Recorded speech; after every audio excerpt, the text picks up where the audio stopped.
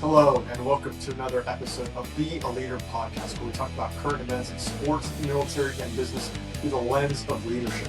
So it is March. It's finally here. March Madness has started. In fact, today is the first game of the first round. It's been crazy. If you didn't watch the Texas North Carolina State game, you're missing something. But we're going to talk, and again, this is for everyone, even if you're not a sports fan, even if you're not a basketball fan, we're going to talk about leadership in sports today. And specifically, how did the top four teams become one seed? So the bracket is divided up into four regions of the U.S. So you have a one seed in each of those four. And we're going to take a look at each of those. It's going to be a case study over one topic. Usually I go through a few leadership principles in each of these episodes, but today we're covering one through four different case studies. That's why it's going to be a little bit unique. But that framework is the IBR framework. Identity, behavior, results. I talk about this often, where really the results is a reflection of the alignment we have between our identity and our behaviors. In my mind, in the way I preach, everything starts with identity. And if the behaviors align to that identity over time, the results will take care of themselves. So that's what we're going to be looking at four different teams and what their identity is. Because it's going to give us a clue on what happens during March Madness in these next few weeks. All right, so we're going to start with the first team, and I'm just going to pick the order that I want to, and that's going to be the Florida Gators. They are the number one seed in their section, and I would say they're probably the weakest one. They had 7 losses, which is the most by any of the 4 teams. I would have picked Houston Cougars. I might be a little bit biased. I know the coaching staff there. I really like their team. Florida and Houston did play for the national championship game last year, and Florida edged Houston at the very end. And that's part of the big thing about their identity. They are an experienced team. They are the defending national champions. 4 of their best players are bigs, and they all returned this year. So having that experience from last year coming in, especially 4 main players of theirs, is a big deal. And that's what's helping them a lot. Now, the reason why they had a little bit rough season is they had 2 guards that are newer that have had to come into the culture and the way that they play. They've been a little bit weak also in the 3-point line, so we'll see if that hurts them in the NCAA tournament. But the help of getting those 2 guards to come in and work with those 4 bigs is part of the reason why they've had to grow over the season. And now they've kind of jailed more, right? We always want to peak towards the end of the season. Florida is peaking. They are a hot team. I always say hot teams are dangerous teams. They can win in any of these games. So that's going to be the thing that's really going to help them. And the other thing is that they're healthy. Some of the other teams aren't healthy. 2 of the 1 seeds are not at full strength. Florida is. But as we come to the identity and we try to describe what their identity is, we can experience, that we can say that we are experienced champs who control the paint. We are the experienced champs who control the paint. So as long as they bring in this experience, being calm under pressure, being able to make these great shots at the end of the game, and they can control the paint with their 4 bigs who have all this experience, they're going to be okay. They're going to be able to go far. And I would say the goal of all these teams is to make it to the Final Four. Because when you make the Final Four, you are the winner of your region. You get to cut down nets. You get banners. You get rings. That's the goal, is to get to that Final Four. And then the Final Four weekend is a celebration in its own to see who gets the national championship game. But the goal for all 4 of these teams is to get to the Final Four. And I think Florida is in a good spot, although I do believe that Houston could beat them in the rematch. That's potential. So Florida there, that's their identity. We're the experienced champs who control the paint. We'll see how often this goes with the other teams as well. So we're going to go to the second team now. It's my team, the Michigan Wolverines. Reminder, I was a student manager for the Michigan team. I was a head manager for John Beilein. His first 4 years were my 4 years. And then later I did move my family to be a graduate assistant coach for Juwan Howard, but he cut my position first week of school. That's another story. But I am biased with my Michigan Wolverines, the number 1 seed. They dominated this year. They were crushing everyone in the Big Ten. They had 3 losses. We'll talk about that a little bit. But they're long. They're athletic. They can move very quickly. They're a very impressive team to watch. So when I think about them, I think about their defense. They are very long. They move around all over the place. It's hard to score against them. I think a big reason why they had these 30-point, 40-point blowouts in the beginning of the year was because they're just so hard to play against. They get these deflections, they get these steals, they get these rebounds, and they just go. They run. They're very good at transition offense. All teams want transition offense. But because of the length of Michigan, it really gives them a big advantage in many games. So I would say in half court, where they've struggled, I've seen is in the half court offense when there's not ball movement. When there's two guys moving, three guys standing, that's an issue. Now, I did get to watch the Michigan Duke game, which we'll talk in a little bit, but Michigan did not play well in that game. It was a neutral site in Washington, D.C. It was towards the end of the season. It was a very interesting duel to watch, but I started to see Michigan not play well. Mara, one of the bigs, played 2 minutes, I think, in the whole first half because of foul trouble, and then their guard got hurt and didn't score anything until the very end of the game where he's usually scoring double digits. So Michigan struggled a lot in that game. I think a lot of it was self-imposed. They did end up losing that game late. But that's where it could be a challenge if they're standing around, okay? They make big runs and they can make really long runs. They can score very, very quickly. So if we had to come down to an identity for Michigan, it would be elite defenders who create chaos. Again, elite defenders who create chaos. Yes, we see them for the offensive, but really the offensive comes, as I said again, through deflections, through defensive stops, through rebounds, and pushing the ball. So the key thing for Michigan coming is, are the behaviors going to lie to identity? Again, are they going to focus on their defense first and let their offense come through their defense? That's going to be the key. The moment we start seeing them really not having a great defense or standing around a lot on offense, they're going to struggle. They have one key player that did get hurt, which is going to hurt them, but that's going to be the key. Are they living through that identity? Are they being elite defenders who create chaos in the games? So let's move on to the third team, and that is going to be the Duke Blue Devils. So this team might be the most complete team that I've seen. They're very good on offense. They're very good on defense. They have an amazing player in Boozer, who I can't believe he's a freshman. He looks way too old, plays too mature to be a freshman. But sometimes that happens, I guess, these days. None of my 18-year-olds in my basketball team look like him.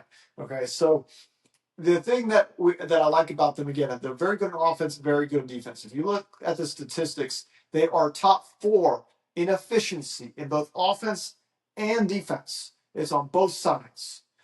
You look at Coach Schreier, who did play on the floor at Duke when I was on the bench on the sideline as a manager at Michigan. We did get to beat them my sophomore year, and my last game in college was against Duke, against Kyrie Irving and Duke. But Schreier's my age. He's over there. Duke is his 4th year as a head coach. He does a very good job of being defensively consistent year after year, and it shows here. Now, the one challenge that they're going to have is, unlike Florida, who has 4 bigs coming back from last year's championship team, and unlike Michigan, who has a lot of older players, Duke is very young, a lot of freshmen, a lot of sophomore. So the lack of experience can be a challenge here. They are hungry because they lost to Houston last year, and they want to do well this year, make it to the Final Four. But they do like experience, and experience is very valuable. Okay? So if you don't have it, you got to overcome it with other areas, and that's going to be having to be brilliant at both sides. Okay, unlike Michigan, where I think a lot of their offense stems from the defense, and unlike Florida, who really just focus on controlling the paint, Duke needs balance both sides. They need a good defense and they need a good offense on both sides doing well. So that's going to be a little bit of a challenge with the lack of experience, and we'll see if that hurts, especially early in the tournament, just getting through, seeing if they can make it to the Final Four. But they are a very complete team.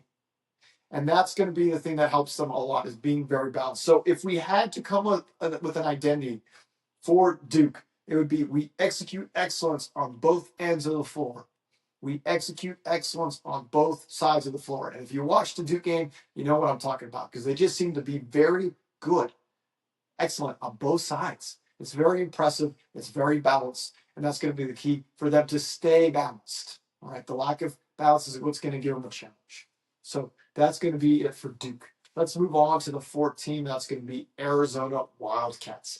So this team might be the toughest team out of those 4. It is very impressive to watch Arizona. They used to be in the Pac-12. Now they're in the Big 12, but they're a very interesting team. They have dominated the entire season, minus 1 week where they lost 2 games in that 1 week. And besides that, they've won all their other games. They are very impressive. They are paint first team. They want to get in the paint. Everything goes to the paint. That's what they want. They do aggressive rebounding. I'll talk about the Houston game here in a moment, but they're very strong getting those rebounds. They're just aggressive. Their aggressiveness tops any other team that I've seen this year. It's very impressive. And I've also noticed they can slow it out in the game. Michigan does not like the game to be slowed down. They want fast tempo game. What I saw with Arizona is they had the ability to slow down the game, keep focusing the paint, and through that identity, dominate games, or at least win out the close ones. And that's what I'll talk about here. Go to Houston. So Arizona played Houston in the championship game of their tournament for the conference, the Big 12 conference. And I'm a big Houston fan. I'm rooting for them. I like what Kelvin Sampson's doing there. And it was very impressive to see Houston, who's known for rebounding, defense, and toughness, to play and get matched by Arizona. And Arizona able to match it and just get a little bit enough offense to win the game. Just that much more. Right. So yes, they've won a lot of games, but they've also won some close games, and that game against Houston was very impressive. And because of that, I think they're a very dangerous team. And that's where I would come. If we had to come with an identity, it would be we impose our will physically and mentally. I say again, we impose our will physically and mentally. And the mental part is important because when you get towards the end of the games, everyone gets tired. And when you get tired, your mind gets tired. And then you start to make mistakes. And so by them having that mental edge over team, they already got a physical edge in most teams, but by them having that mental edge and they step into that identity, that's how they can win these close games. And I think out of all four, I'm rooting for Michigan. I have them winning in my bracket. I think Arizona is the most dangerous team because of what I've seen, what they can do against Houston and other teams. So we'll see on that. We'll see what ends up happening. Now, if you've noticed, something interesting is coming up with all four teams as I finish up the identity of all four of these teams. All four teams had they were big on bigs, right? Pun intended. They were really important part of their team were their bigs, their tall players, and they were also big on defense. And I like this because I'm very old school. I loved working with bigs. When I was at Michigan, worked with a lot of the bigs. I like to play big, even though I wasn't big in terms of size. I liked working out in the post when I played. And I was a better football player than I was basketball. I loved being linebacker, cornerback, safety. I loved defense on football, and I bring that mentality to my team. So my teams, I focus a lot on post play, and I focus a lot on defense. And it's very interesting to note that all four of these teams do in their own different ways. So it'll be fun to watch. So let's go into the takeaways. And you can see my takeaway board, my college basketball whiteboard. I only got one. I got one takeaway because we're looking at it through different case studies. And that is, again, my IBR framework. Identity leads to behavior, leads to results. And the key thing here is the question is, do the behaviors align with the identity? And all these teams have proven throughout the whole season that they have a very strong identity and the behaviors keep working, keep clicking, keep clipping. And the result is they're all number one seeds. But now as we enter into March Madness, where it could be your last game, that's where the pressure really goes on. We'll talk about that here in a moment. But this is the key thing again. Identity leads to behavior, it leads to results. Many people are focused on results, but you got to focus on the behavior. And the behavior needs to be in alignment. The behavior is a reflection of your identity. I tell my players, my college basketball players, my high school players all the time, if you think you cannot do it, you are right. If you think you can do it, you are right. So the identity and behaviors need to match. And we went through all four of the identities of these four teams. The question will be, of course, how do they do when things get really hard in the pressure? So we'll talk about that here in a moment. So in March Madness, just like in leadership, the pressure is going to be on. You don't rise to the moment. You fall to your lowest level of training. You fall to your behaviors that match your identity. And that's going to be interesting to see how we do. I kind of mentioned a little bit the strengths and weaknesses of all these teams. You'll be curious to see how they do when the things get tough. After 30 games, you can't fake identity. Okay? The identity has become very clear. And now it's a question of, do they continue this on or they try something new? That can often be the chance. We're going to try something new here in the postseason because these games matter more. And that's where people can really trip up. Okay? Your identity will be revealed. We're going to see who they really are made out of and in these tough situations. So in these games, this is the beauty of the NCAA tournament. Anything can happen. Unlike football, where size really just, size and talent is going to overshadow. You can't have these upsets like you do in basketball. The three-pointer is the ultimate, level gaming field, okay? Is that three-point line. shooting, rebounding, all these skills. All the players have to do things. We're not specialized like they're football, where you got quarterbacks, so you got guys that only play half the game on defense. It's not like baseball, where you have pitchers and non-pitchers play. Okay, it's not like soccer, where you have goalies, or hockey, where you have goalies, or you just sit on one side of the field.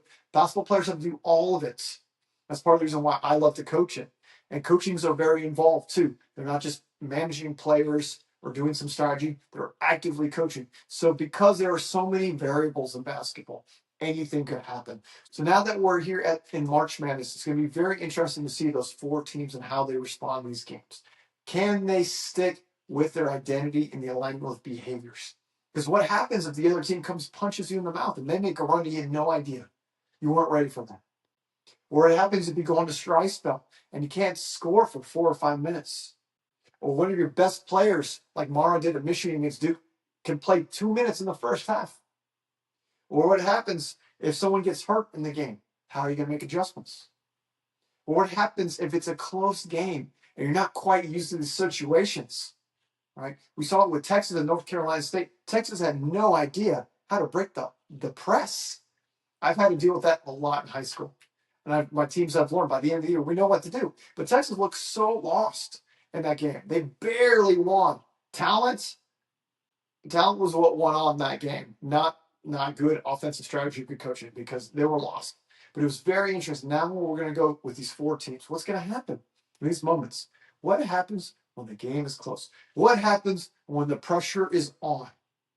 That's what we're going to watch in this year. Because again, behaviors flow from identity. And the results, they speak for themselves. So that's all for today's podcast. I know it's a little bit different, but I really want to hammer in this idea of identity, behavior, results, and look quickly at the 4 number 1 seeds. All right. So if you want to have low risk on your brackets, you probably put all number 1 4 seeds to get to the Final 4. It used to not be very common. In this era with NIL, it's becoming more common because they get paid, and so these players are going to the schools that give them the most money. But we still have to have alignment. Let's see what happens in this NCAA tournament. Probably we'll do another episode on some of the upsets, and we can go a deep dive on what happened in those upsets. The sneak preview is there's probably a disparity or disconnection between identity and behavior that led to those results. So please share this with anyone that's interested in sports and interested in leadership. Thank you very much. And remember, whether you're leading yourself, leading others, or leading leaders, be a leader. My name is Daniel Pinedo. Thank you. And until next time.